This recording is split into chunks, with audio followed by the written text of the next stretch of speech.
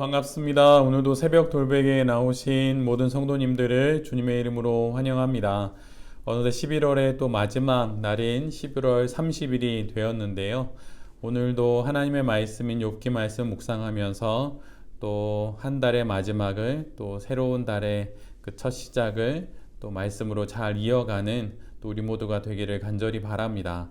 오늘 우리에게 주시는 하나님의 말씀은 욥기 24장 1절로 4절까지의 말씀과 12절의 말씀입니다.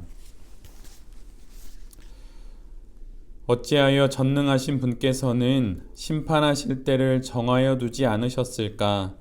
어찌하여 그를 섬기는 사람들이 정당하게 판단받을 날을 정하지 않으셨을까? 경계선까지 옮기고 남의 가축을 빼앗아 제 우리에 집어넣는 사람도 있고 고아의 나귀를 강제로 끌어가는 사람이 있는가 하면 과부가 빚을 갚을 때까지 과부의 소를 끌어가는 사람도 있구나. 가난한 사람들이 권리를 빼앗기는가 하면 흙에 묻혀 사는 가련한 사람들이 학대를 견디다 못해 도망가서 숨기도 한다.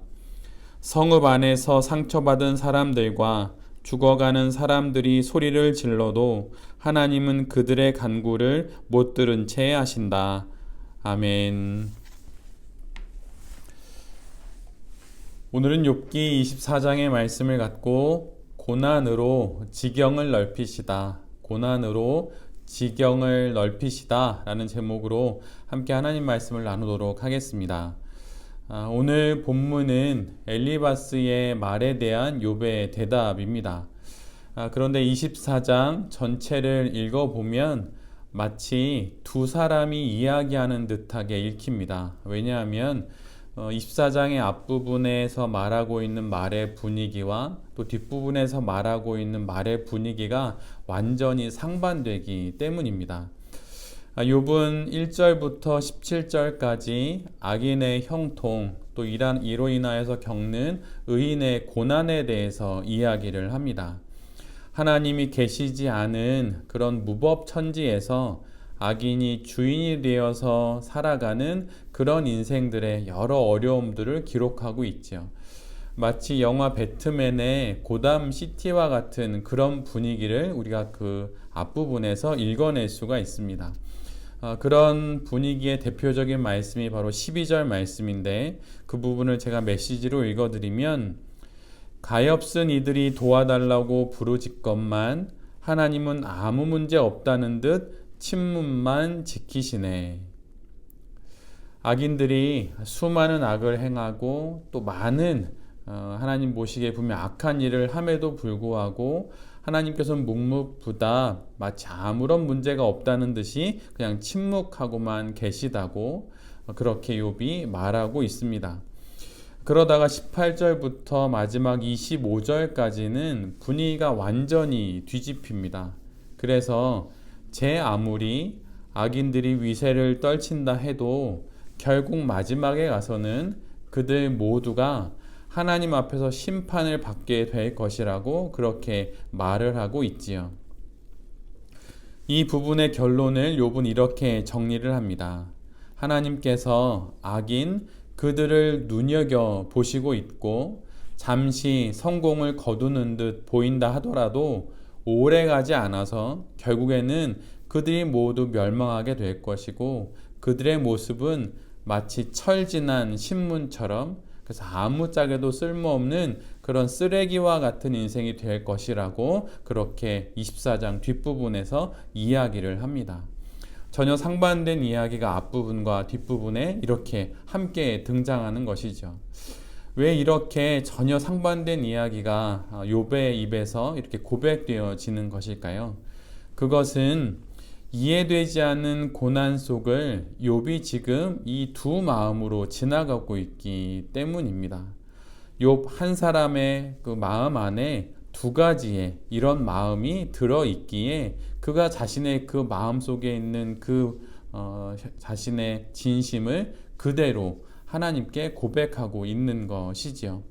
분명 악인들이 형통하는 그 현실을 눈으로 보고 있지만 또 마음 한켠에 또 다른 곳에서는 분명 하나님께서 이 악인들의 이 형통을 분명 심판하실 거라고 하는 그런 믿음도 있기에 한 사람 욥 안에 이렇게 두 가지의 마음을 품게 된 것입니다. 그렇다면 이렇게 혼란스러운 마음을 품을 정도로 어려운 고난과 또 위기를 지나가고 있는 이 욥에게 정말 하나님께서는 아무런 말 없이 그냥 욥의 현실을 지켜보고만 있는 것일까요? 아니면 지금 하나님이 우리는 잘 모르지만 그리고 욥도 잘 모르지만 욥을 향하여서 무슨 일을 하고 계신 것일까요? 그런데 욥기를 처음부터 끝까지 다 읽어보면 우리 모두가 알게 되는 것이 있는데 그것은 지금 하나님께서 욥을 향하여서 하나님의 큰 계획을 갖고 무엇인가를 행하고 있다는 거예요. 근데 그것이 바로 무엇입니까? 그것은 오늘 설교의 제목처럼 하나님께서 욥의 지경을 넓히시고 있는 중인 것입니다. 지금 욥은 고난 속에서 그리고 그 고난 속에서 아무런 말이 없으신 하나님의 그 침묵 가운데 이전에는 알지 못했던 더 크신 하나님을 만나고 있고 이를 통해서 그의 신앙의 지경이 그의 인생의 지경이 넓혀지는 중에 있는 것입니다. 우리에게도 실은 이것은 마찬가지예요. 하나님은 우리에게도 고난을 통해서 우리 인생의 지경을 넓히십니다. 이 말은 하나님께서 우리에게 고난을 주신다는 그런 의미가 아니라 우리에게 찾아온 그 고난이라고 하는 현실을 하나님께서 품으셔서 우리와 함께 동행하시며 우리의 신앙의 지경을 또 우리의 인생의 지경을 넓히신다고 하는 것이에요. 예를 들면 많은 그리스도인들은 하나님이 형통을 통해서만 하나님의 뜻을 이루기를 바라고 또 그러신 분이라고 이해하기를 원하지요. 그런데 욥기를 통해서 우리가 알게 되는 건 하나님은 형통만으로만 우리의 인생의 지경을 넓히거나 그분의 어떤 뜻을 구현하시는 것이 아니라 고난을 통해서도 고통을 통해서도 하나님의 뜻을 이루신다는 것을 보여주심으로 말미암아 우리의 믿음의 땅을 믿음의 지경을 더 넓히시게 되는 것이지요. 하나님의 묵묵부답은 그분의 우리의 고난에 대한 외면이나 모른 척 하시는 것이 아니라 나를 향한 하나님의 또 다른 계획인 것입니다. 더 큰 계획의 시작인 것이죠. 이것을 보는 것이 신앙이고 이것을 또한 잘 알아가는 인생이 바로 신앙 인생이 되는 것입니다. 고난을 우리가 원하지는 않지만 어쩔 수 없이 찾아오게 된 우리의 인생의 고난을 하나님께서 품으셔서 우리와 함께 우리의 믿음의 지경을 더 넓히신다고 하는 것, 하나님의 이 깊으신 더 그 뜻과 우리의 고난마저도 하나님께서 외면하지 않으시고 또 귀하게 사용하신다고 하는 것을 우리 모두가 잘 눈여겨보고 또 하나님의 더 큰 우리를 향한 사랑을 잘 또 우리가 믿고 또 보아야 할 것입니다. 그렇다면 이 고난을 또 어떻게 우리가 지나가야 할까요? 원치는 않지만 찾아온 이 고난이 우리 가운데 있고 그것으로 우리가 지경이 넓어지는 것도 알겠는데 그러면 이 고난은 또한 어떻게 지나가야 하겠습니까? 물론 여러 가지 이야기를 할 수도 있겠지만 오늘은 두 가지 정도를 이야기하려고 합니다. 첫 번째는 고난을 인생의 한 조각이라고 하는 것을 잊지 않아야 하는 것입니다. 고난이 인생의 전부가 아니라 우리 인생의 일부라고 하는 것을 우리가 기억해야 하는 것입니다. 삶이 고난보다 크고 하나님이 내가 지금 겪고 있는 고난보다 크다고 하는 사실을 고난 중에 우리 모두가 잘 기억할 때 우리가 그 고난을 잘 지나갈 수 있는 것입니다. 살아있으면 언젠간 기회는 다시 온다고 말하는 세상의 그 흔한 말처럼 우리의 인생 가운데 우리가 고난이 찾아왔을 때 그 고난을 우리 인생의 일부로 한 부분으로 잘 기억하고 견뎌낸다면 마침내 그 고난을 지나 우리의 지경이 넓어지는 것을 우리 모두가 확인하게 될 것입니다. 그런 의미로 성경 속에서도 살아있는 개가 죽은 사자보다 낫다고 말하고 있어요. 생명이 있으면 언젠간 기회는 온다라는 것이죠. 그러기에 지금 내게 찾아온 고난과 어떤 고통과 시련을 너무 크게 생각하여서 내 인생의 전부인 것처럼 생각하여서 그것에 나의 영혼이 짓눌리거나 지식되지 않도록 그것을 잘 크기를 재봐야 할 것입니다. 일반적으로 위기의 때에는 고난의 크기가 과장되는 경향이 있어요. 이것으로 내 인생이 끝날 것만 같고 이것으로 인하여서 나의 삶이 완전히 끝장난 것처럼 여기게 하는 경향들이 있습니다. 그런데 그 고난의 크기를 잘 재어보고 또 그것을 잘 확인하고 그래서 그것이 내 삶의 일부라고 하는 것을 잘 분별할 수 있을 때 우리가 이 어려운 고난을 또 잘 지나갈 수 있게 될 것입니다. 두 번째는 고난을 뺀 나머지에 집중해야 한다는 그런 사실이에요. 사업 얘기를 잠깐 하면 사업에서 정말 중요한 것이 무엇입니까? 돈을 많이 버는 것인가요? 사실은 그것이 아니라 버는 돈이 아니라 번 돈 중에 내가 썼던 모든 경비를 제외하고 남는 돈이 중요한 것입니다.